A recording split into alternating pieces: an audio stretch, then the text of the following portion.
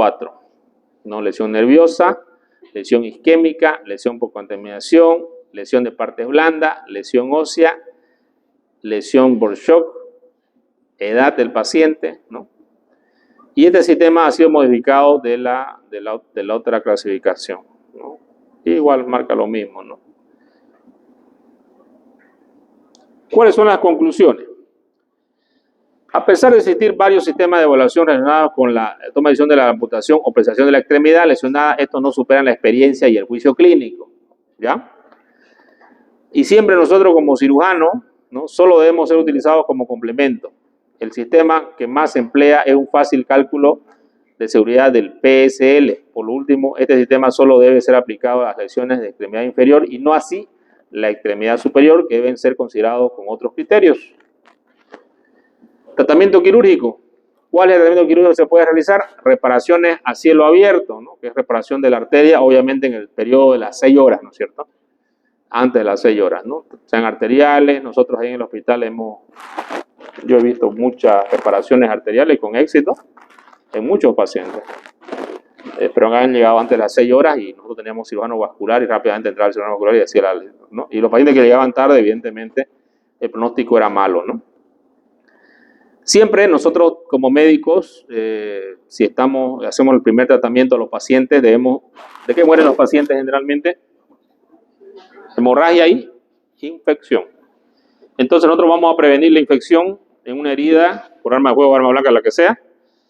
Cobertura antibióticos y cobertura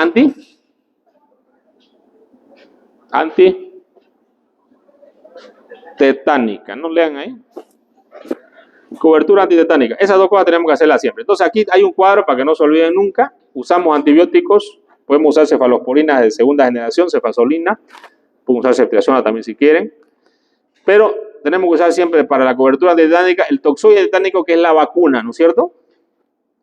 Que muchas personas están vacunadas y nos hace, ¿no? Pero usamos también la antitoxina tetánica, ya que esta generalmente siempre la vamos a utilizar con una previa prueba subcutánea y luego la aplicamos, ¿no? Eso es para activar la forma activa contra el tétano. Bueno, el tratamiento para las heridas, aquí hay una sonda Foley, que es la que se infla este balón y es la que va a frenar por dentro la hemorragia. El uso de pinzas no se recomienda a ciegas porque puede producir más lesión, pero en caso de que ustedes no puedan parar la hemorragia con la sonda, que ya sí se puede, podría usar la pinza, pero sería el último recurso, ¿no? El enfoque inicial del cirujano es lograr el control de la hemorragia distal y proximal a la lesión. En algunos lugares donde no tenemos, digamos, cirujano vascular, podemos hacer algunos tratamientos como los famosos shunts, ¿no? Para que después hagan su anastomosis término-terminal del paciente. En algunos casos vamos a tener lesiones arteriales, vamos a tener lesiones ortopédicas con fracturas ¿no? Y generalmente aquí se plantea un desafío, hay que tener un claro tratamiento de estos pacientes. La reparación vascular con shunt, que consiste en colocar una sonda por dentro de la lesión vascular, ahorita les voy a mostrar una foto para que se den cuenta. Aquí, por ejemplo, tenemos una lesión vascular, fíjense ustedes, ¿no? Y por dentro tenemos un tubo, que puede ser un tubo de un suero, o puede ser una sonda Nelaton que se coloca por dentro, se liga. Esto hasta que llegue el cirujano vascular, ¿no? Porque ya, ¿esto qué va a hacer? Que se vaya irrigando la extremidad, ¿no es cierto? Y eso es lo que le va a dar vida a la extremidad. Entonces, como cirujano, podría hacer esto yo, hasta que se le haga la anastomosis o el injerto venoso, ¿no? En caso de que no pueda unirse de dos extremos, se saca una vena, ¿no? Generalmente la safena externa, y se coloca acá, ¿no? En este lugar. A esto se conoce como un shunt, por si acaso, ¿ya? La reconstrucción definitiva después del shunt va a depender del diámetro, del material que se use en el shunt. Generalmente usamos sondas Nelaton, ¿no? Se pueden usarse en la aorta, ¿no? La longitud, ¿no? Para ver después si se va a completar definitivamente o no. Pero siempre hay que tener en cuenta que un shunt no es algo normal, entonces generalmente son trombogénicos y van a hacer trombo, entonces hay que usar heparina también hasta el momento de la cirugía vascular, ¿no? La reparación vascular. Aquí podemos ver una trombosis que están midiendo un Fogarty, que es una sonda delgadita, que se infla igual un baloncito y con eso sacan el trombo, ¿no? Fíjense, aquí está, fíjense, la ven la bolita ahí, y la ven la arteria ya sin el trombo, ¿no? Y la diferencia acá, fíjense, el trombo lo extrae, ¿no? Eso se conoce como también un Fogarty para extraer los trombos, ¿no? Aquí está la lesión vascular. Estos acá se llaman bulldog, que son unas pequeñas pinzas que tienen unos dientes bastante frágiles que pueden apretar la arteria. No cualquier pinza puede agarrar una arteria, porque va a lesionar la íntima y la pared. Y si lesiona la íntima y la pared, va a haber isquemia. Entonces se usan pinzas vasculares, que tienen una presión bastante débil y tienen unos dientes que no lesionan. Y también las pinzas que yo uso son pinzas vasculares, ¿no? Aquí, que son pinzas bastante delicadas, ¿no? Que no me tienen que lesionar la íntima, porque de acuerdo a eso va a depender si funciona o no funciona la reparación. También pueden haber asociadas lesiones vasculares osteomusculares y también puede aparecer el síndrome compartimental periférico, ¿no? De extremidades, donde el tratamiento es una fasciotomía temprana. Consiste en cortar la fascia aponeurótica, ¿no? Para que pueda fluir nuevamente el contenido de la sangre. Y esto tiene que ser generalmente antes de las 6 horas, ¿no? Superadas las 6 horas ya va a haber lesión de tejido y muchas veces esa lesión de tejido va a ser isquemia o necrosis. Aquí tenemos, por ejemplo, una arteria poplitea ocluida, ¿no? Y aquí tenemos una fasciotomía que está haciendo el paciente. Aquí tenemos un shunt, por ejemplo, fíjense ustedes, ¿no? Aquí, en la parte superior, aquí.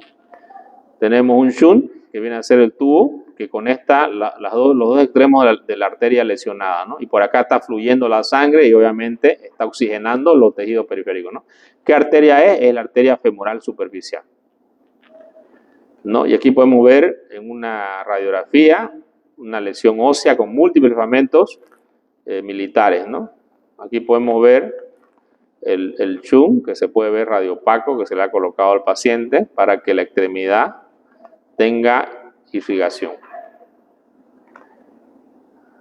Aquí ya un tutor externo que se le ha colocado para la fractura, ¿no? En el foco fracturario que tiene el paciente.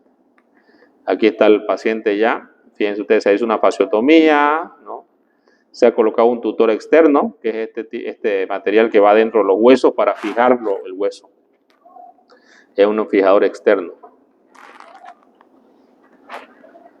Y por último tenemos, esto no tenemos que olvidarnos, ya este es un algoritmo de manejo de las lesiones vasculares. Tenemos una famosa fase 0.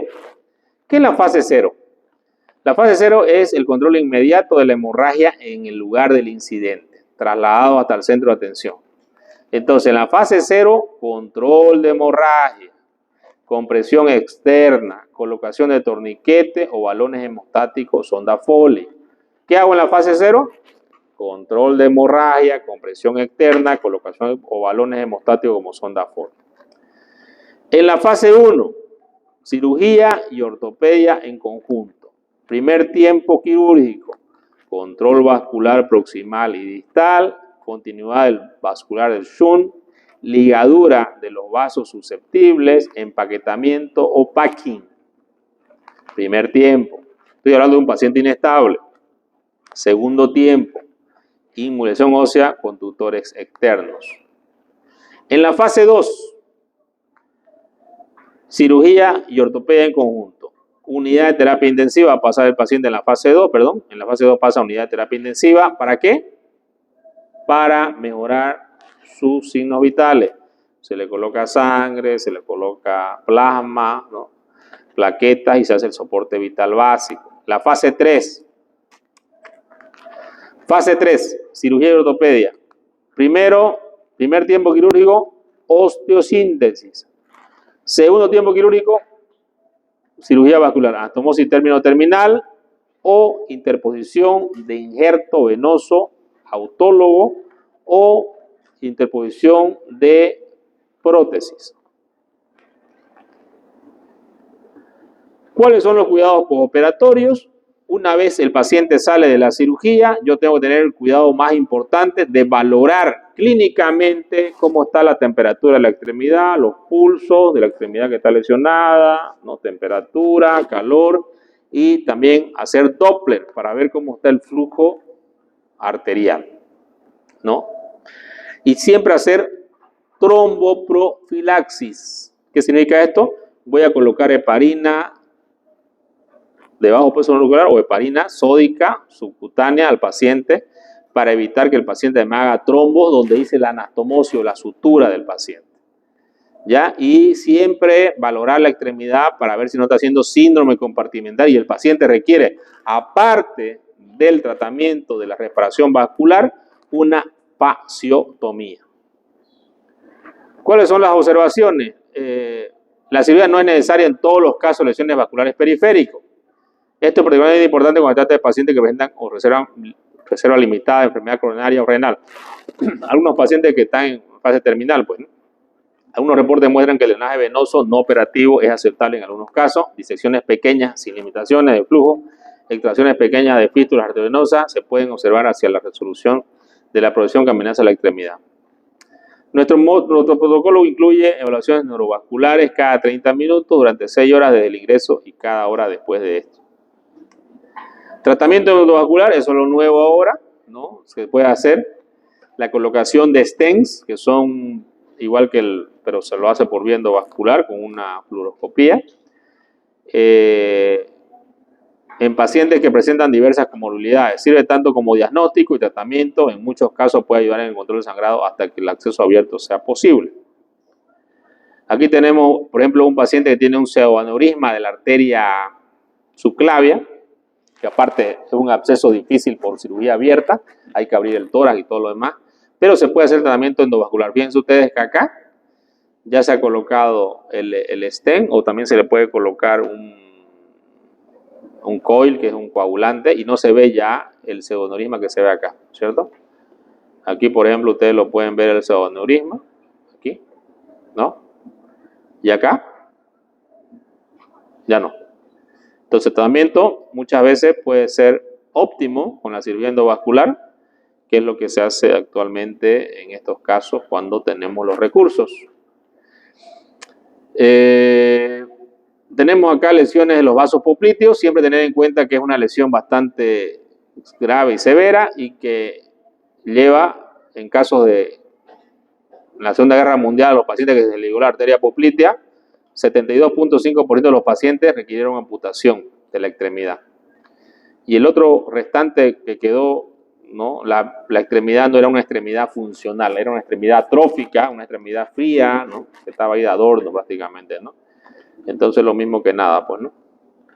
Entonces la pérdida de la tasa de pérdida de la extremidad fue bastante alta, ¿no? Y generalmente ahora se sabe que el control del uso de torniquetes y presión directa o manual sin agente hemostático es parte de los algoritmos de tratamientos actuales. Una vez controlada la hemorragia, los pasos a seguir son evaluación y diagnóstico, restauración rápida de la perfusión por técnicas abiertas o endovasculares y seguimiento riguroso postoperatorio. Entonces, en resumen, ¿no? En el trauma vascular tenemos que hacer estas 3 cosas que son muy importantes. Y acá tenemos el algoritmo de evaluación y selección de la prueba diagnóstica del paciente con sospecha de lesión vascular. Tenemos la sospecha de lesión vascular. ¿Qué hacemos? Reanimación, evaluamos signos duros, hacemos exploración quirúrgica directamente. Signos blandos, tenemos dudas, medimos el índice tobillo-brazo. Si es mayor de 0,9, a seguimiento clínico simplemente. Pero si el índice tobillo-brazo es menor de 0,9, nos vamos a hacer una ecodoppler. Y si es positivo el ecodoppler, vamos a pedir un estudio que certifica que tiene lesión el paciente, que es una angiotomografía. Y en caso que la angiotomografía no sea positivo por una lesión vascular, vamos a exploración quirúrgica. Si la angiotomografía es negativo o lesión vascular, seguimiento de los casos clínicos, lo seguimos valorando al paciente con lesiones asociadas, ¿no? Conclusiones, va a depender de la lesión anatómica afectada, si es extremidad superior o extremidad inferior, y también algo importante, va a depender de la fisiología del paciente, el estado de shock como el paciente esté en el momento que ustedes lo están viendo, o las lesiones asociadas que tenga el paciente. No nos olvidemos que un paciente que tenga por arma de fuego, una lesión, también puede tener un trauma de abdomen, un trauma de tórax, un trauma de cráneo. También va a depender de eso. El enfoque multidisciplinario, que habla de varios médicos van a tener que atender al paciente en ese momento, es importante. Y hoy en día hablamos de la revocación endovascular, que es lo último, ¿no? Ahí está el endovascular trabajando por su... es importante hacer la angiografía, 90 minutos de la llegada del paciente, que nos va a indicar que hay un buen tratamiento de los pacientes, y esta angiografía también nos puede ayudar a que se hagan tratamientos endovasculares, ¿no? Aquí están los cirujanos endovasculares, fíjense ustedes, trabajando en un quirófano que tiene un fluoroscopio, ¿no? En tiempo real ellos ven la lesión y ellos pueden conectar ahí, pueden pasar un stent, ¿no? Ven las lesiones y al ver la lesión pueden pasar un stent. Bueno, y esto es importante, ningún marinero, ¿no? Ningún mar en calma hizo experto a un marinero, ¿no? Entonces, eso es para los que quieren hacer internados light, digamos, ¿no? Buscan donde no los traten mucho, donde no vean pacientes, ¿no? No sé dónde se van lejísimos. Y si quieren ser buenos médicos, con experiencia, tienen que irse a un mar tormentoso, ¿no? Al japonés. Ahí van a renunciar rapidito. Muy bien, jóvenes.